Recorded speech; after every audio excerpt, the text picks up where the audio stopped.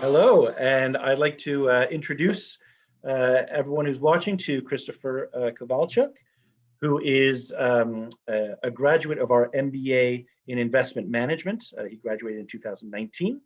Prior to that, he did his BCom in finance and finance reporting, also at the John Molson School of Business.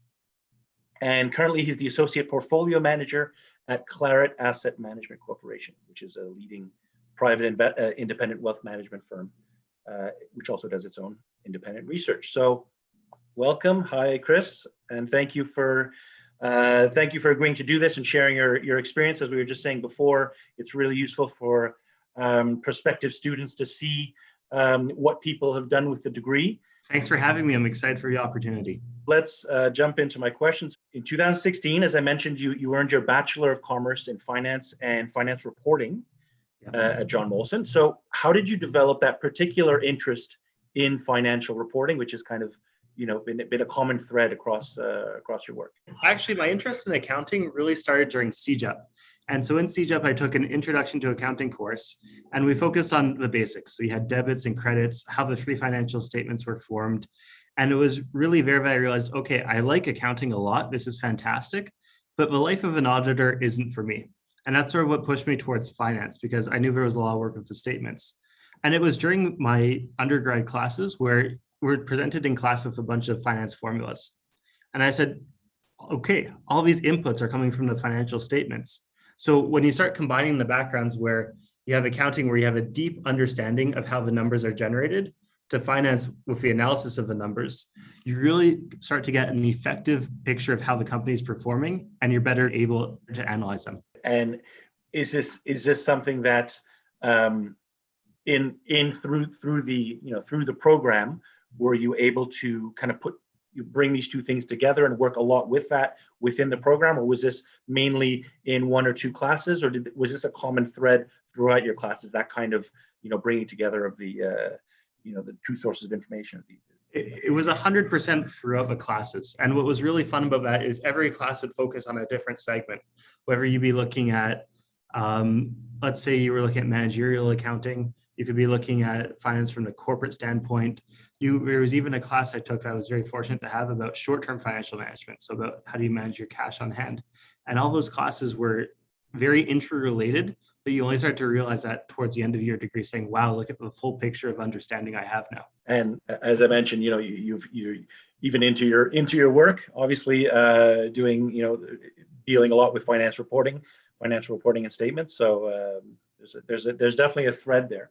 So going on to then after your BCom, your Bachelor of Commerce, you went on to the John Molson MBA in investment management. So what were the highlights of your experience in that program? The MBA in investment management was an amazing time. I had so much fun, and I was really fortunate to make a fantastic group of friends, and I'm still in touch with them on a regular basis today. And what was really unique about this program was you had a bunch of individuals who were working really hard throughout the day at their day jobs, and then would go to learn at nights and on the weekends. And you got to see everyone would bring a bit of their background to the classroom. So we'd learn about a topic in class, and people could share their individual experiences where they've had maybe a similar experience, or they could bring a new dynamic to the class. So the conversations were extremely intellectually stimulating, and I had an absolutely amazing time during the MBA. I miss it today, and I miss going to class on the weekends, which is hard to believe. So it was bringing that work experience, that variety of work experience. Were you also working during the program and bringing your own experience, or were you doing the program full time? The way the program was set up is you had classes on Wednesday nights and on Saturday. And then in the final year, you did have a class on Monday night, Wednesday night, and on the Saturdays. And so I was able to work full time, and I took advantage of that. And it was a great way to get some work experience while pursuing your education. And the two complemented each other fantastically. And I was also extremely fortunate to have an understanding boss in terms of study days. Very important, yes. So these were some great things. You talk about the being able to work at the same time as studying, the people that you're studying alongside, and obviously, as anyone knows who's been to university, it's a lot about the cohesion and the things you learn from your peers around you. So I know that's as maybe you learn as much from that as you do from your teachers and what you're learning in class. But in terms of challenges, what was the biggest challenge you had to overcome during the program, and how might that have impacted how you've become a professional today? I think one of the most obvious difficulties I had at the time was learning how do you balance working full time while studying on nights on weekends, and you have to have a life at the same time as well. And how do you balance everything that's on your plate? And I know this is going to sound very cliche, but you really learn a lot about time management skills. But I want to take that a step further and say what you really learn that's really important is being present in the moment you're in. So if you think about it, you're always racing towards the next moment, and it's easy to start thinking about, okay, what's next, what's next on the line. But when you really get into this realm of work and school, you really start to prioritize, okay, I'm in this moment here, let me think about it and be present. And that's a skill that's really useful today. And just, I'm in this meeting here, we're meeting with these people. I don't want to think about what's due in an hour or 2 hours. Let's focus on what's the task at hand and who I'm meeting with. I think that applies to many aspects of life, right? Of kind of thinking 2 steps ahead instead of being in the moment. And it's super easy to do nowadays. You're thinking about, okay, I have to do this when I get home. Next week, I have to do this. What's coming up next? Yeah. But you need to really take a step back and be present in the moment. And what I say a lot about about a university program, whatever the program might be, it is very much about project management and personal management, right? So it is that especially the MBA in investment management, which is over 3 years, where inherently you're working and studying, so you're balancing those and, well, life. Who knows if you had a life during that time, but you're trying to balance these things. So yeah, it's definitely skills that you learn, yes, in the program, and that you can use in many other aspects of your life. Exactly. So you're working at Claret Asset Management. Tell us about working there with the associate portfolio manager. Just to give you a little bit of background there, at Claret, we specialize in offering management services to our clients. We manage a little over $2 billion, and we were founded 25 years ago. So we're an independent firm in that we do not have an inventory of products that we're forced to sell to our clients. All the portfolio managers are readily accessible whenever you want to talk to them, and all the assets, which is extremely important, are safe kept at a third-party custodian. But what I really like the most about working at Claret is, as discretionary portfolio managers, we have a fiduciary responsibility to our clients, meaning that we always have to act in their best interest. And this is as opposed to a simple suitability responsibility, where you only have to do what's suitable for your clients. And the difference here between the two really comes down to putting the clients first. And that's the really best part about Claret, is we're always here to put our clients first. Great. And how long have you been working there? I think I've been there for about 3 years now, actually. Wow, time flies. Yeah. Yeah, that's the length of the MBA. The MBA in investment management is 3 years as well. So yeah. Exactly. You were recently appointed to the Accounting Standards Board. Exactly. So tell us about that. Tell us about the board a little bit, what they do. Obviously, they're a standards board, so they work with standards and recommendations. But tell us a little bit about the board and why you felt it important to join the board. I was extremely fortunate to be appointed to the Accounting Standards Board. And so part of the mission of the Accounting Standards Board is to develop and maintain Canadian accounting standards to support informed economic decision-making by financial statement users. And so this is done through, they maintain a framework that provides the basis for high quality information about financial performance reported by Canadian private sector entities. So as a user of financial statements, I wanted to bring the perspective to the board of what does a user look for when they get a set of accounts? And what information do we find that's decision useful? And how do we make sure that's shown throughout the accounting statements?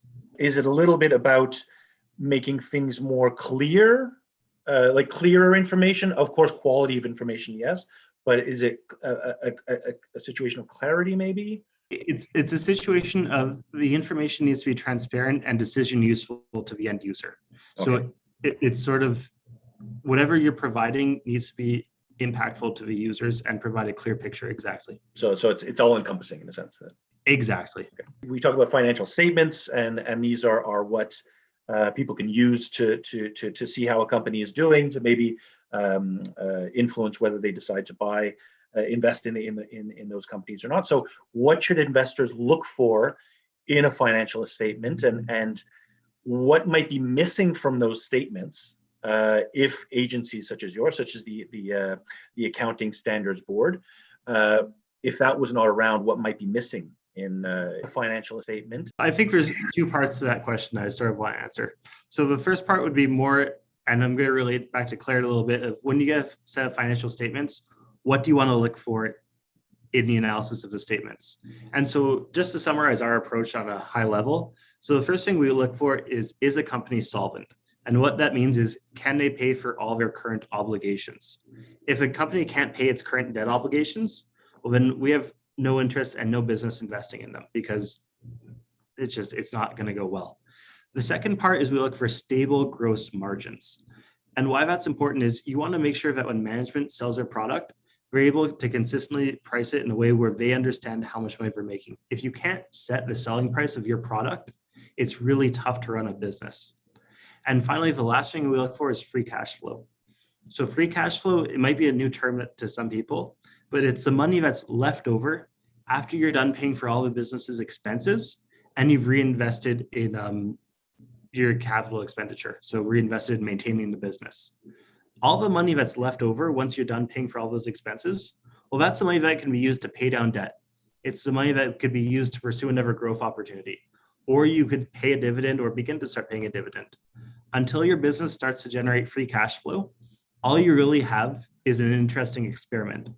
And the reason for that, it's sort of funny, but it's crazy, because if you're not generating this money, well, eventually it's going to run out and you're going to be dependent on the capital markets and your ability to raise funds to continue your operations.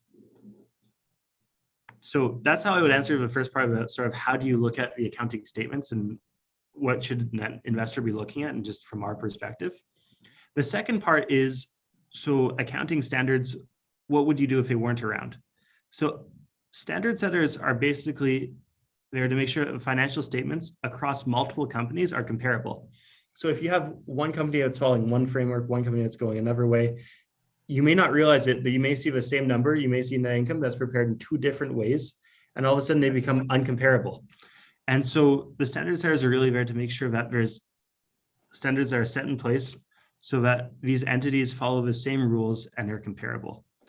One thing that's really interesting, and I want to point out though, is that users of financial statements are increasingly relying on information that's not presented in the traditional statements to make their investment decisions. And that's where Canada has been making some very interesting advances. That goes into my next question, because yes, you're creating standards for Canadian companies and those the private sector, as you mentioned. I was going to ask in our next question how Canada compares to the rest of the world in terms of financial reporting. I wouldn't necessarily look at it on a comparison standpoint, but what I would say is in 2018, the Accounting Standards Board developed a framework for reporting performance measures. And so the idea here was to encourage a conversation and actions to improve the quality of financial statements and non-financial performance. Because when entities report these outside of financial statements, you want to make sure that there's a commonality between how they're being approached, they're systematically being attained, and how they're looking at it. And so what I would also want to point out is that as a standards board, we engage with other standards setters in Canada and globally to assess whether there's some relevant learnings that we could take that could be applied to the Canadian domestic standards. I wouldn't necessarily look at them on a comparative standpoint, because Canada and let's say the US, we follow IFRS. In the US, they have US GAAP. So it's sort of an apples to oranges comparison in some cases. But across the world, another IFRS adopters, it's a very fluid conversation of just trying to learn from each other. Right. So I guess you're looking for best practices, and if the context allows in Canada, then trying to incorporate things that have worked elsewhere, maybe. Exactly. Just to be clear, and for myself as well, in terms of did you say non-financial performance? Can you give some examples just of what those things are that people are starting to look at? One of the most famous examples that everyone's talking about now would be ESG, so environmental, social, and governance. So those are very hard things to put numbers behind. You could easily put numbers around, what are your emissions? What's your employee turnover? You could start to look at things like that, incident rates, but it becomes very difficult to quantify because how do you start putting numbers behind these issues? And the questions start to come around more, how do I have a framework to ensure that the numbers I'm giving out, it's done in a comparable way? These are great ways to collect the numbers, and they provide transparency, coming back to your other point, where it's a clear number, understandable and usable by the user. This is something that I guess is relatively new for the board, right? Something that they're trying to keep an eye on in terms of how that information, like you say, it's so complex. How do you quantify it, or how do you compare it accurately? And how do you make sure it's always done in a consistent manner? Okay, so our last question here, going back to your bachelor's degree, those years ago, you were the VP Finance at the Finance and Investment Students Association, also called FISA. You participated in some case competitions while you were a student. Now you're a case competitions coach for current students. So I think it'd be great if you could tell us about the importance of getting involved outside the classroom, in the sense of while you're a student, getting involved outside the classroom, but then even maybe touch a little bit upon your experience now as an alumni, getting involved with current students and coaching them. For sure. So I was super fortunate to get involved, and it was probably the best decision I ever made to get involved in every extracurricular that I could, from FISA to the case comps. It was incredible. And so when you're involved in these committees, you're planning events, you're working on interpersonal skills, and that was great for FISA. And then when I went to the case competition side, that really enabled me to become the sort of person I am today and have the career that I have today. So every week you have your group of your teammates who you're working with to solve a case. And every week you get a new case and you're solving it and you're presenting it to coaches. And those coaches were all industry volunteers like I am now, where we would sit down and try to help a team maybe look at areas where you hadn't looked at the problem from a different perspective, or bring in how, in reality, how you would deal with a different situation, which might have been different from what you were presented. And it was extremely valuable because you're bridging what you learned in class versus here's an actual application of it. How do I combine the two?